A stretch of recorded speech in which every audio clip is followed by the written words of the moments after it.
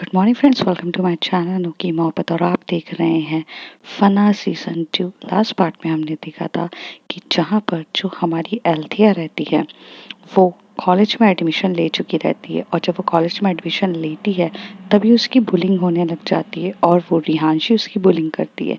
पर वो रिहांशी को अच्छा खासा जवाब देती है। वहाँ पर एक लड़का रहता है, वो ऑलरेडी ये चीज़ें देख रहा रहता है, उसका नाम विक्रांत रहता है।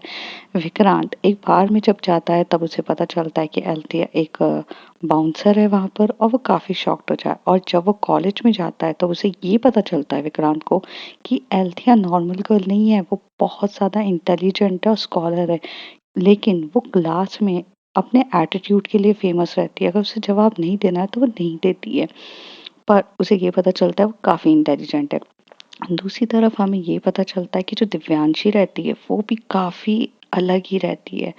वो अपनी थीसिस और रिसर्च में इतनी ज़्यादा बिजी रह जाती है कि उसे ये चीज़ पता चलती है कि जो अल्फ़ा न्यूरॉन जो एक एलिमेंट रहता है उसके बारे में जब रिसर्च करती है तो वो बहुत सी चीज़ें फाइंड आउट करती है। और वो फिर अभिनव के पीछे पड़ती है और अभिनव को बोलती है कि तुम प्लीज़ मिलने आओ मुझे और वो अल्फ़ा न्यूरॉन के पास लेकर जाओ, क्योंकि अल्फ़ा न्यूरॉन के पास जाने के लिए उसी की आई का सेंस लगता है, आई टेस्टिंग होती है, उसी की वॉइस रिकॉर्डिंग और उसी के फिंगरप्रिंट लगते, तभी वो गेट ओपन होता है। और जैसे ही वहाँ पर वो जाती है उसे कुछ चीज़ें फाइंड आउट होती है। अब उसके आगे वहाँ पर जो दिव्यांशी ये फाइंड आउट करती है कि वो एक्चुअली में जो केमिकल एक्चुअल में जो एलिमेंट रहता है वो एक अलग ही एलिमेंट होता है। जब मून लाइट में उसकी उसका जब वो सनलाइट पड़ती है तब वो गर्म हो जाता है, मतलब उसके आजू बाजू हीट जनरेट होती है। लेकिन जब मून लाइट में उसकी और ज़्यादा ठंडा एटमॉस्फेयर होता है। ये देख के वो स्माइल करने लग जाती है और तभी अभिनव उसे बोलता है तुमने क्या फाइंड आउट किया है। तो वो कहती है तुम्हें दिखा नहीं क्या, यहाँ पर ठंडा एटमॉस्फेयर हो चुका है। तो कहते कि हाँ इतना ठंडा है कि मुझे कश्मीर वाली फीलिंग आ रही है। ये इतना ठंडा कैसे हो गया, जब मॉर्निंग में आए थे हम तो तब ये इतना गर्म था। अभिनव उससे ही सवाल पूछता है। दिव्यांशी स्माइल करके वहां से आगे बढ़ जाती है और उसे सवालों का जवाब नहीं देती है। तभी अभिनव उसके पीछे भागता है पूछता है hey hey Divyanshi, can you just give me the answer. मैं तुमसे कब से पूछ रहा हूँ कि मैं कुछ पूछना चाहता हूँ, बताओ बताओ बताओ। तभी वो कहती है कि कुछ सवालों के जवाब नहीं दिए जाते हैं, मुझे जो फाइंड आउट करना था मैं वो फाइंड आउट कर चुकी हूँ। तभी वो एकदम से बोलता है हे लिसन टू मी यार, प्लीज मुझे बताओ तो सही, तुमने क्या फाइंड आउट किया है और तुम्हें क्या पता चलता है।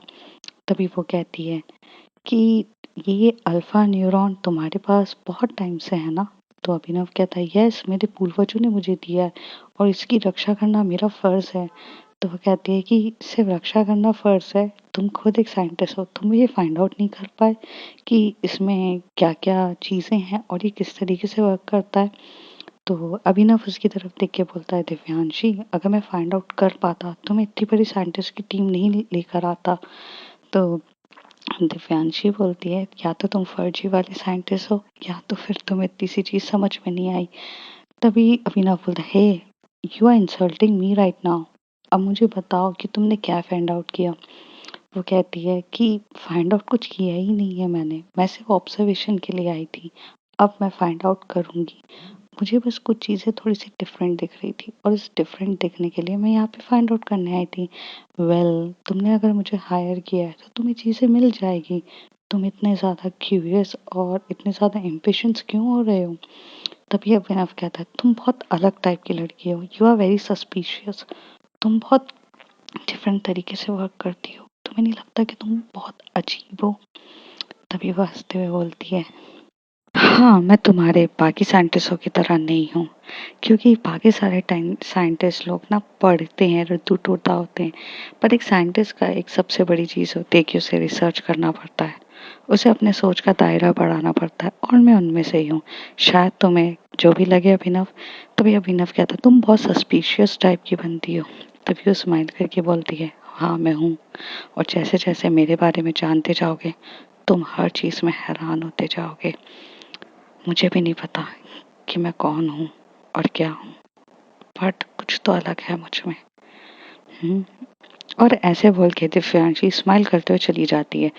अभिनव वहीं पे खड़ा रह जाता है और अभिनव को कुछ समझ में नहीं आता कि वो क्या जवाब दे, क्या बोले, कुछ नहीं बोलता है। फिर वो भी उठ के वहां से जाता है। तभी वो भागते हुए जाता है। तभी वहां पे उसे साइंटिस्ट अमन मिलता है। अमन उसे बोलता है कि सर क्या हो गया? तो कहते हैं यार मेरी फ्लाइट है, मुझे जल्दी से जाना है। मैं तुम्हें एक काम सौंप सकता हूँ अगर तुम जिम्मेदारी ले सको तो। तो वो हंसते हुए बोलता है ऑफ कोर्स सर, मैं आपके अंडर ही काम करता हूँ। तो कहता है कि ये दिव्यांशी पे नजर रखना, मुझे ये बहुत अजीब लगती है लड़की, इसके सोचने का, हर एक चीज करने का तरीका बहुत ज्यादा अलग है। I don't know who is she.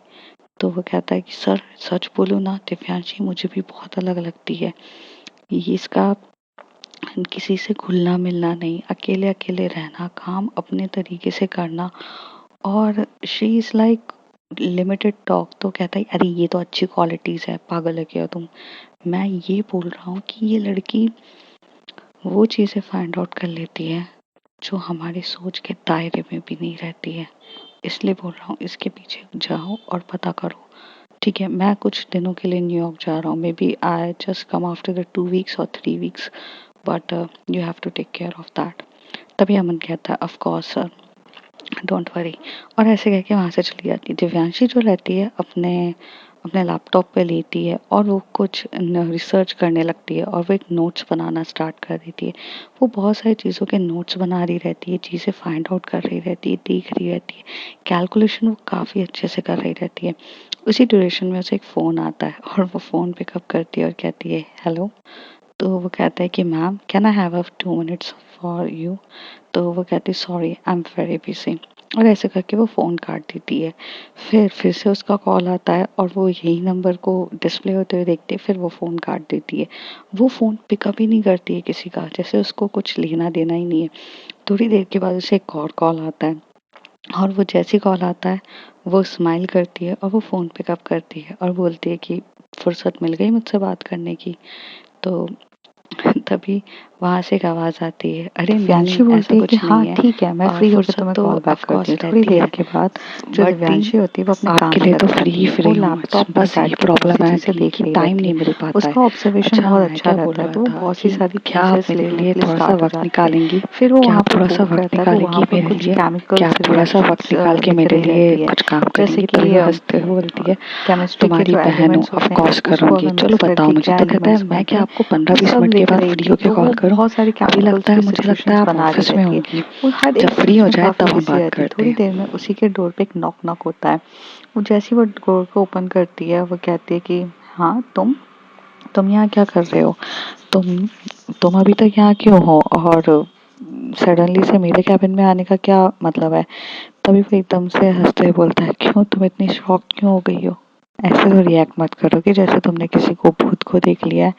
तभी वो हंसते बोलती है भूत को देखती तुम बिल्कुल रिएक्ट नहीं करती, पर तुम्हें देख के रिएक्ट होता है। तुम भूत से भी ज्यादा डरावने हो, तुम्हें नहीं लगता? तो कहती hold on, I am so handsome guy, मैं इतना सुंदर हूँ तब भी तुम मेरे साथ ऐसा क्यों बोलते हो? तो तभी जो दिव्यांशी रहती है वो थोड़ा सा आगे जाती है और अमन जो साइंटिस्ट रहता है, अमन, वो एकदम से पीछे होने लगता है। वो कहता है क्या है? तो कहती है लिसन, मैं बहुत अच्छे से तुम्हारे बारे में सब कुछ जानती हूँ। इंसान को दिल से साफ होना चाहिए, ना कि तन से, और तुम दिल से काफी ज्यादा डेंजरस हो। तुम यहाँ साइंटिस्ट किस तरीके से बने हो ना, तुम्हारा बायोडेटा पे मैं हर चीज जानती हूँ और मेरे मुंह से उगलवाने की जरूरत नहीं है। और अगर मैंने उगलवा दिया ना, सच बोलूँ ना, तो तुम मुंह दिखाने लायक नहीं बचोगे किसी के सामने। अमन एकदम से डर जाता है, कहता है कि क्या क्या कह रही हो तुम? तुम्हें क्या लगता है ऐसा ऐसा ऐसा कुछ नहीं है? तुम ऐसा ऐसा ऐसा बोलो मत, ये कुछ भी बोले जा रही हो।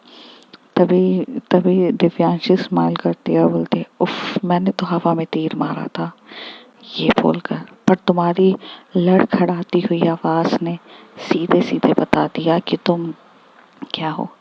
आई मीन अगर तुम डर रहे हो तो इसका मतलब तुमने कुछ तो ऐसा कांड किया होगा ना जिसकी वजह से तुम्हें डर लग रहा है, वरना शरीफ इंसान एकदम एटीट्यूड में खड़े होकर बोलता है कि जो करना है कर ले, मैं गलत नहीं हूँ। तो जहाँ तक मुझे ऐसा लगता है कि तुमने कुछ तो ऐसे बुरे काम करे होंगे।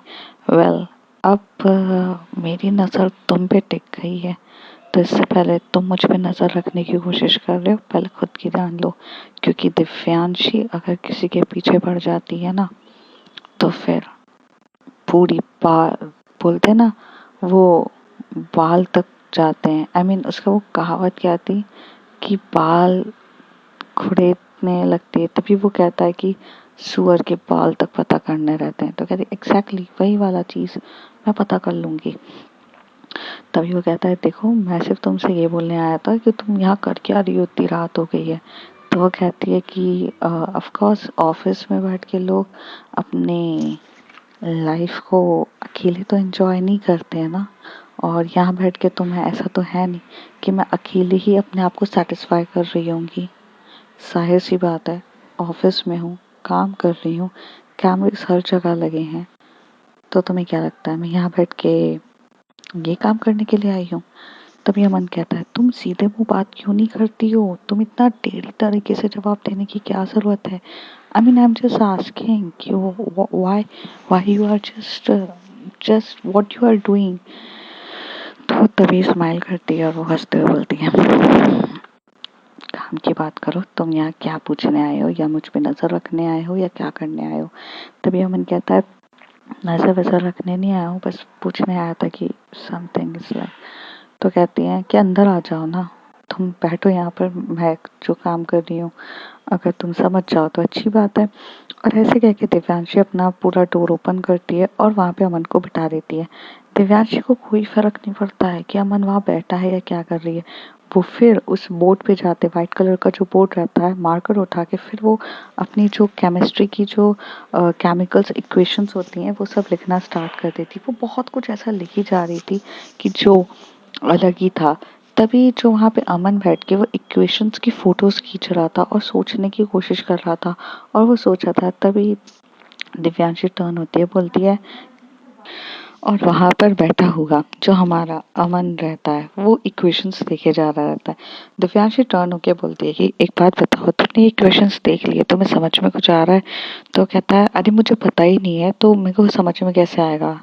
तो वो हंसते हुए बोलती है फर्जी के साइंटिस्ट हो क्या? अगर तुम इतना नहीं पहचान पा रहे हो तो किस टाइप के साइंटिस्ट हो? वेल, यही मैं कर रही थी, अब तुमने देख लिया है, तो यू कैन गो नाउ। तो ऐसे बोलता है तो अमन थोड़ा सा चिढ़ जाता है और उसको कहीं ना कहीं अपनी इतनी ज़्यादा इंसल्ट फील होती है। वो चुपचाप उठता है और यहाँ से बाहर की तरफ चले जाता है। थोड़ी देर में जो हमारी दिव्यांशी रहती है वो पूरा जब काम निपटा लेती है, अपना बैग वैग सब लैपटॉप्स वगैरह सब तैयार करती है और फिर वो कार में जाती है। कार वो ड्राइव करके अपने घर की तरफ जाती है। घर पे जाती है तो वहाँ पर उनकी एक बहुत प्यारी मेड रहती है जो पूरा खाना वाना बना कर जाती है। तो वो बोलती है कि दीदी आप आ गई हो तो मैं जाती हूँ। तो दिव्यांशी वहाँ पे स्माइल करते हुए बोलती है कि हाँ ठीक है आप जाओ। दिव्यांशी अपना खाने को थोड़ा सा ओवन में डालती है, माइक्रोवेव ओवन में, और गर्म करती है और उसको वहाँ पे खाने लगती है। थोड़ी देर में खाते खाते उसे याद आता है कि उसे अपने ब्रदर को कॉल करना है, जिसके लिए उसने कहा था कि वो फ्री होके कॉल करेगी। तो वो उसे कॉल करती है और जैसे कॉल करके पूछती है कि ये हेलो, तो वहाँ पर वो बोलता है अरे अरे दी मैं थोड़ा सा बिजी हूँ, मैं बाद में बात करता हूँ, बाद में बात करता हूँ, ऐसे फ़ोन रख देती है। यहाँ पर पहली बार दिव्यांशी को कुछ अजीब सा फील होता है, क्योंकि आज तक उसके ब्रदर ने कभी भी अपनी बहन का कॉल ऐसे काटा नहीं, और इतना भी कुछ लाइफ में कुछ ऐसा ज़रूरी काम नहीं था कि जिसके लिए वो उसे अवॉइड करे। तो उसके दिमाग में ये चीज़ बैठ जाती है। वो थोड़ी देर तक ऐसी सोचने लगती है कि क्या हुआ है, पर वो पूरा अपना खाना ख़त्म करती है। फिर वो जब अपने लैपटॉप पे ओपन करके वही काम में बिज़ी हो जाती है। फिर ऐसे करके बहुत टाइम ऐसे बीत जाता है। फिर 10 ओ क्लॉक पे उसे याद आता है कि उसे एक और बार अपने ब्रदर को कॉल करना चाहिए।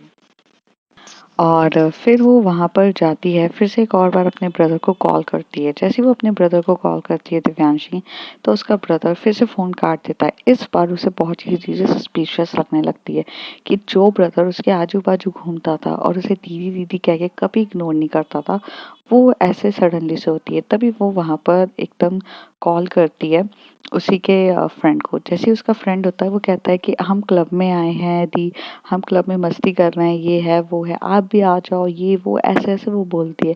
तभी उसकी सिस्टर कहती है okay fine and why he is not pickuping my call.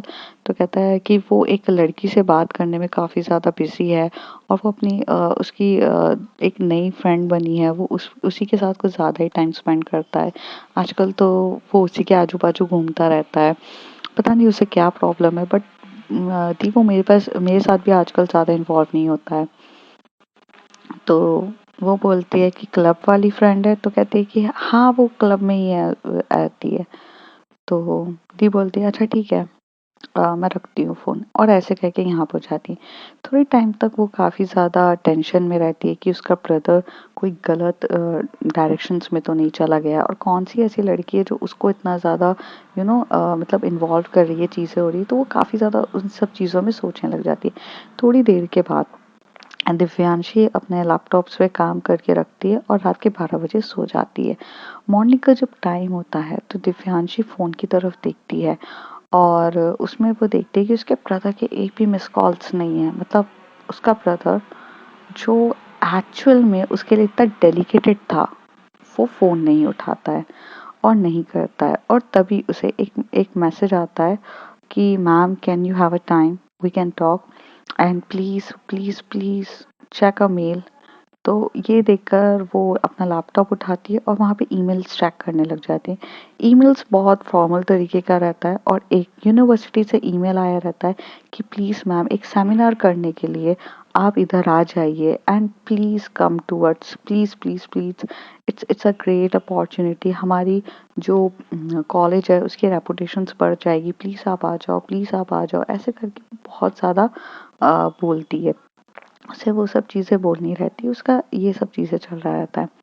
तो यहाँ पर जो हमारी दिव्यांशी रहती है वो ये सब पढ़ती है और लैपटॉप भी बंद करती है और मैसेज को भी करती है।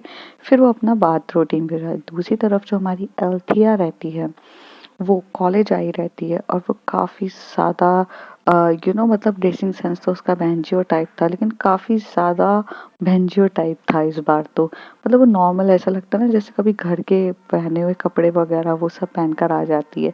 तभी वहाँ पर जो रियांशी रहती है वो दूर से उसे देख के बोलती है ये लड़की कुछ ज़्यादा ही नहीं है, ये तो मेरे पूरे कॉलेज का, मेरे डैड का ट्रस्ट है, उसकी पूरी रेपुटेशन खराब कर देगी, he is just a useless person. और मुझे ऐसा लगता है कि व्हाई शी इज़ हियर, मतलब क्या ज़रूरी है इसका।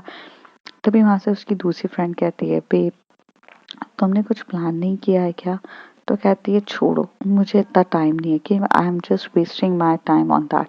पर वहाँ पर वो जो रियांशी रहती है वो विक्रांत को पसंद करती है, क्योंकि विक्रांत की ना पर्सनालिटी काफ़ी ज़्यादा डैशिंग रहती है और अच्छी रहती है।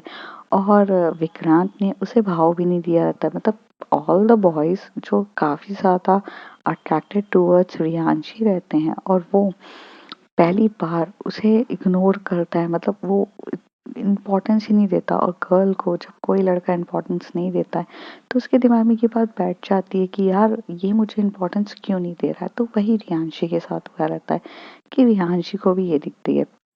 तो रियांशी जब आगे जाती है तभी विक्की एकदम से खड़ा हो जाता है, बोलता है हे बेब्स हाउ आर यू।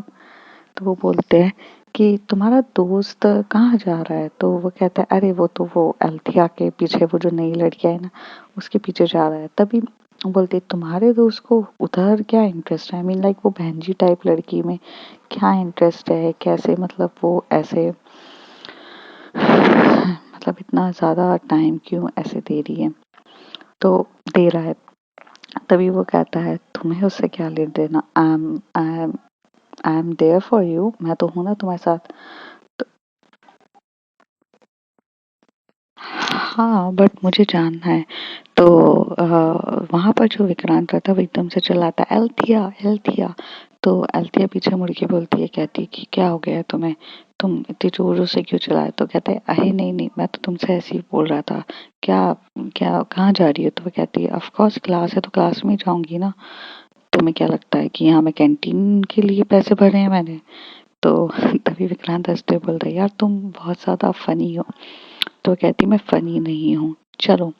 ऐसे कह के वो लोग चले जाते हैं और अपने क्लास में जाते हैं और वो काम मतलब पढ़ाई वढ़ाई स्टडीज करना स्टार्ट कर देते हैं। तभी जो विक्रांत रहता है वो अल्थिया के साथ बैठा रहता है। यहाँ से रियांशी उसे देख रही रहती है और रियांशी को बिल्कुल अच्छा नहीं लग रहा था कि विक्रांत एक चंपू सी लड़की को इंटरेस्ट दे रहा है। थोड़ी देर के बाद वहाँ पर एक सर रहते हैं, वो एक मैथ्स का एक इक्वेशंस रहती है वो सॉल्व हो रही रहती है।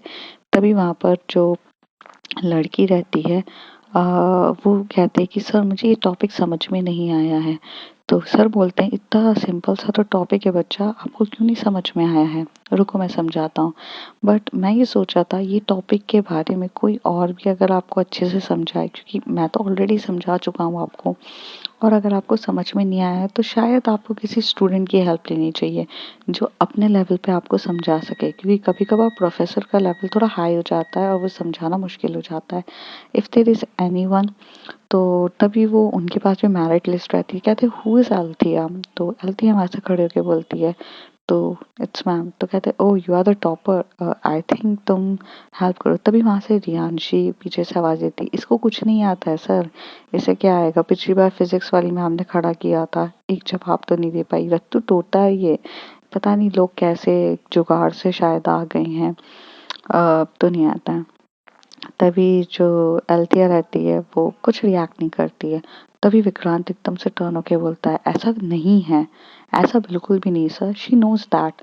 तो तभी अल्थिया सर की तरफ देख के बोलते हैं इफ यू अलाउ मी। तो सर बोलते हैं या ऑफ कोर्स कम। तो अल्थिया को सर का एटीट्यूड काफी अच्छा लगता है, इसलिए वो जाती है और वहां पर एक बोर्ड के साइड पे वो इक्वेशंस दिखा रही रहती है और वो उस लड़की की तरफ देख के बोलती है नाउ वॉच मी। वो एकदम से इशारों में बोलती है नाउ वॉच मी। तो और अपनी आंखें उसे बोलती कि अपनी आंखें मेरी आंखों से ध्यान से देखो। 2 मिनट तक वो दोनों एक दूसरे की आंखों में देखते हैं और फिर वो बोलती कि अब मैं बताना स्टार्ट करूं? तो वो कहती है ऑफ कोर्स। फिर वो पूरा इक्वेशन उसे समझाती है और काफी डिटेल में समझाती है, इतना डिटेल जितना तो सर ने भी नहीं सोचा रहता है। उसका इस तरीके से बोलना और पूरा इक्वेशंस को अच्छे से समझाना, ये देख कर ना सबसे ज़्यादा शौक कोई होता है तो प्रोफेसर होता है। प्रोफेसर बोलता है ये सब चीज़ें तुमने कहाँ से सीखी? तो वो कहती है कि सर नॉलेज हर जगह अवेलेबल है, बस ग्रैब करने की देरी होती है और मुझे नहीं लगता कि नॉलेज को ग्रैब करने के लिए एक स्पेसिफिक एज होती है। जहाँ मिला मैंने ले लिया। तो सर बहुत इम्प्रेस हो जाते हैं। तभी वो उस लड़की की तरफ देख के बोले तुम्हें समझ में आया? तो वो कहती है कि हाँ मुझे बहुत अच्छे से समझ में आया, thank you Althea, and now I am your big fan. Althea smile करती है और एकदम से उसको चुटकी बजा के चली जाती है। जैसे वो चुटकी बजाती है वो नॉर्मल होती है, कहती है कि हाँ मतलब पता नहीं उसके साथ कुछ अजीब सा हुआ था और ये चीज नोट विक्रांत ने कर ली थी।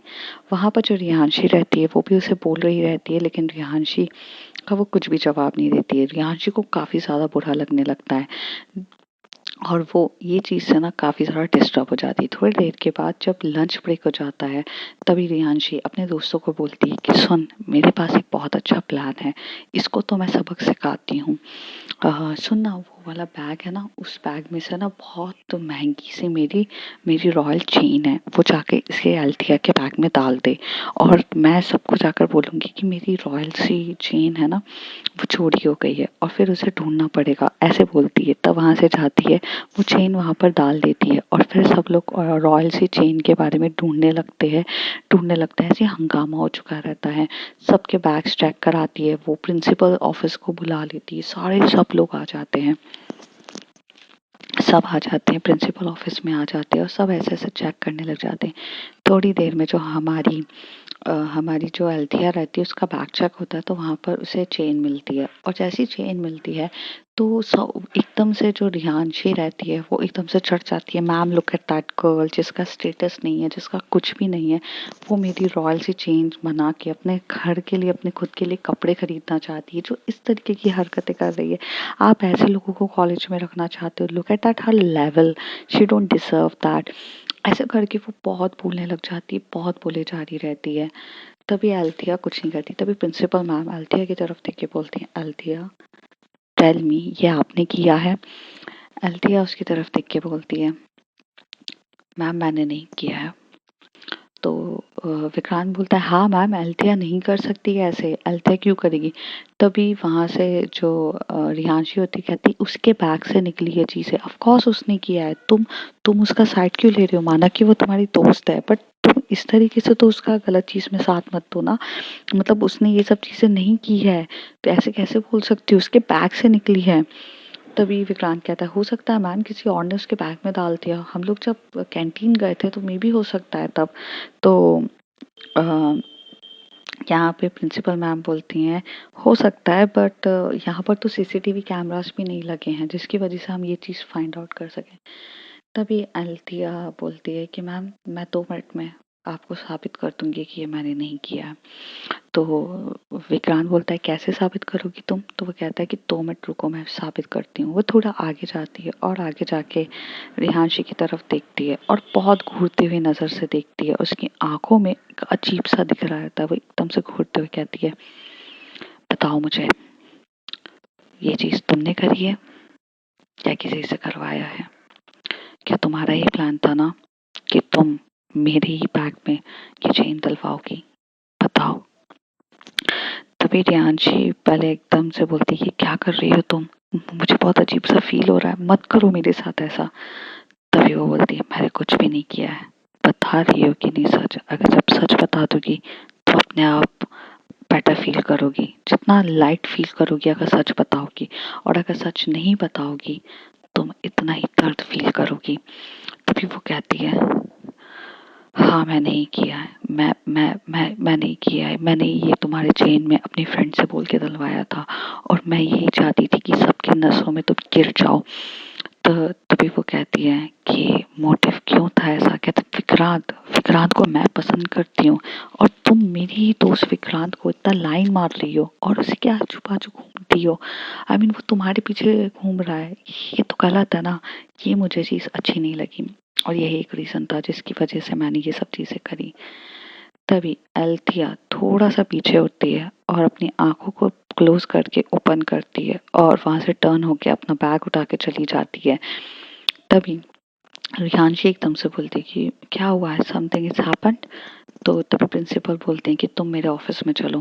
प्रिंसिपल मैम रियांशी को ऑफिस में ले जाती हैं और उसे सारी बात बताती हैं ऐसा ऐसा हुआ। रियांशी को समझ में नहीं आता कि उसने ये सच बोल दिया, आई मीन वो क्यों बोलेगी, अपने पैर पे कुल्हाड़ी क्यों मारेगी, बट उसके साथ क्या हो रहा था उसे कुछ भी समझ में नहीं आ रहा था। She was a completely blank. But वो धीरे से बोलती है यार मैंने ऐसे कैसे कर दिया, मैं ऐसे कैसे कर सकती हूँ, मैं ये क्यों कर रही हूँ, मुझे कुछ समझ में नहीं आ रहा है। वो बहुत बार बोलती है लेकिन फिर भी चीजें समझ में नहीं आती। थोड़े टाइम के बाद विक्रांत बोलता है अल्थिया तुमने उसके मुंह से सच कैसे निकलवाया। तो अल्थिया कहती है मैंने तो सिर्फ उसकी आंखों में आंखें दाग के बोला था, मैं अक्सर लोगों के राज उसकी आंखों देख के निकाल लेती हूँ, उनके मन में क्या चल रहा है और वो क्या फील कर रहे हैं वो अपने आप बक देते हैं।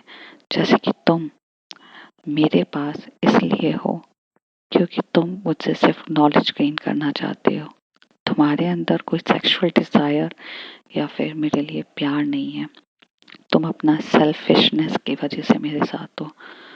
विक्रांत एकदम से डर जाता है, पीछे होके बोलता है ये तुम कैसे समझ गई। तो अल्थिया स्माइल करके बोलती है मैं बहुत कुछ समझ जाती हूँ और ये बोल के जाती है। तो अब फ्रेंड्स देखते हैं आगे क्या होता है, इनकी स्टोरी कैसे है। मुझे ज़्यादा रिकॉर्ड करना था बट एक्चुअली मेरे को कुछ काम है, रिकॉर्ड नहीं हो सकता है। और अब आप थोड़ी सी आदत डाल लीजिए कि हो सकता है कि 30 का मिनट्स का टाइमिंग हर बार 30 मिनट्स हो, ये पॉसिबल नहीं है। मुझे जैसे जैसे टाइम मिलेगा मैं रिकॉर्ड कर दूंगी। तो if you like my story like share and subscribe and please please subscribe.